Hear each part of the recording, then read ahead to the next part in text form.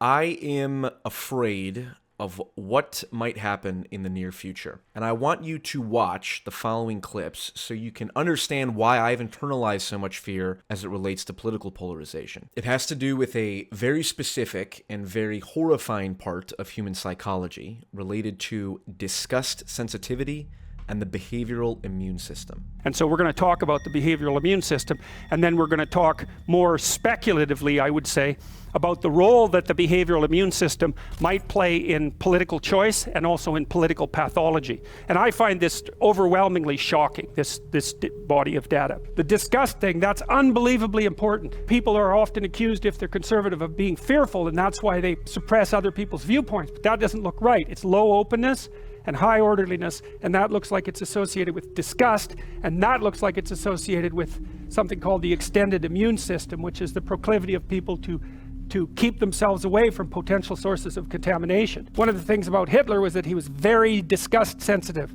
and a lot of his hatred for non-Aryans. So imagine inside the Aryan box, it was all uniform. Outside, it was all parasites and predators. And the thing about something that's disgusting is you don't isolate it exactly. You destroy it, right? It's the thing you do with rats and insects, for example, is destroy them. We pledge to you that we will root out the communists, Marxists, fascists, and the radical left thugs that live like vermin within the confines of our country. אנחנו מטילים מצור מוחלט על העיר עזה. אין חשמל, אין מזון, אין מים, אין דלק. הכל סגור. אנחנו נלחמים בחיות אדם ואנחנו נוהגים בהתאם. That is not the speech of someone who's possessed by anxiety. That's the speech of someone who's possessed by disgust. They're not the same thing. Drag phobia, they say. First of all, it's not phobia. It's drag, I don't know, drag disgust, drag nausea, one of those words. It's not a phobia. So with this is not compromise, okay? All we can do with this is crush it, destroy it. That's what you do with evil.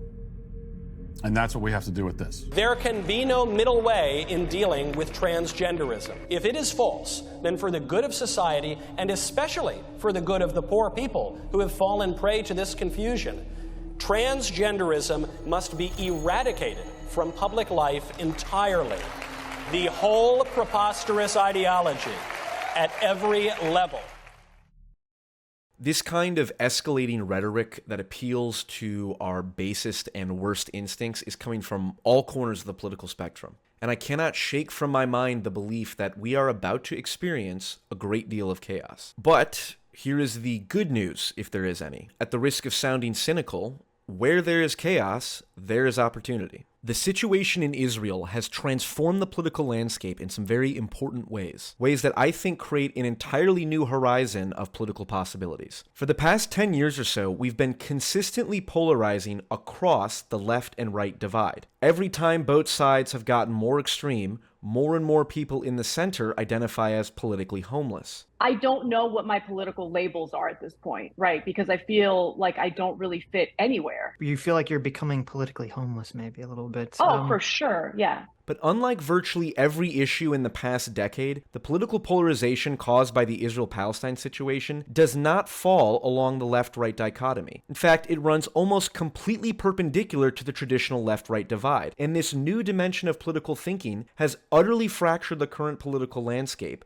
leaving even more people to identify as politically homeless. On the right, you have intense divisions between pro-Israel conservatives and the more anti-interventionist America First crowd. People like Tucker Carlson and Candace Owens are now in direct opposition to people like Ben Shapiro. And on the left, you have a serious divide between the secular liberal/social democrat types and the hardcore anti-colonial progressives. The divide between Ethan Klein and Hasan Piker, I think, is reflective of the kind of deep division that is happening to hundreds of thousands, if not millions of people on the left. And while all this is happening, the technological and media landscape continues to metamorphosize. I definitely think it is accurate to consider the emergence of long-form conversations and decentralized independent media as a technological revolution on par with the invention of the printing press. We're first adopters of a technology that's as revolutionary as the Gutenberg printing press. The spoken word is now as powerful as the written word. That's never happened before in human history. Maybe 10 times as many people can listen to complex information as can read complex information. In terms of their ability to process it. Yeah, well, so the question is, for how many people is that true? And I would say it might be true for the majority of people. This political and technological transformation means that the rules for acquiring influence and political power have changed. You can't just pick a side anymore because there's too many sides with too many competing perspectives. And if you try to cater your opinions to the group of people that you think you align with, instead of just saying what you believe to be true honestly, then you will end up paying the price. The only hope you have is to try to align yourself with the truth as best as you can, and then have faith that those blinded by ideology and propaganda will eventually make enough mistakes that will cost them their power and influence. If I make a prediction or a speculation, it can sometimes be wrong.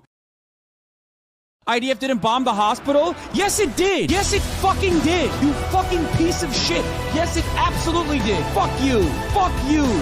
Genocidal scumbag. You have no fucking dignity. You do not have an ounce of dignity inside of your soul. You fucking piece of shit. You garbage, monstrous scumbag. You garbage, monstrous scumbag. Why did you fucking lie?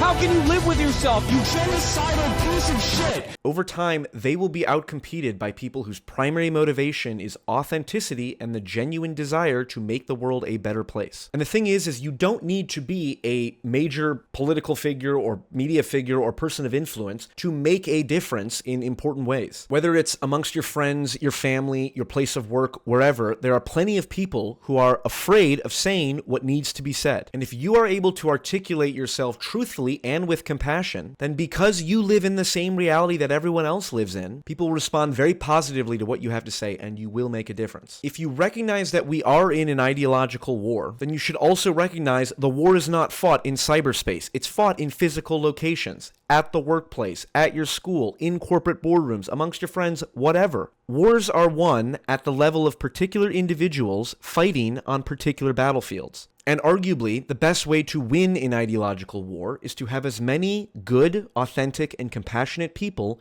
on your side as possible. But the point that I am trying to make is that the political landscape is collapsing. The left and the right no longer mean what they used to mean, and the rules of the game have changed. Ideologues no longer win. It is those committed to truth and authenticity. And you know what that means? It means our time has come. We who shall give a home to the politically homeless. We who shall give a voice to the silent majority. We who will give a spine to the spineless center. We are the enlightened centrists. I look forward to the wars to come. I look forward to fighting them with you. And remember, in the flames of chaos, the center rises. Good luck, and Godspeed.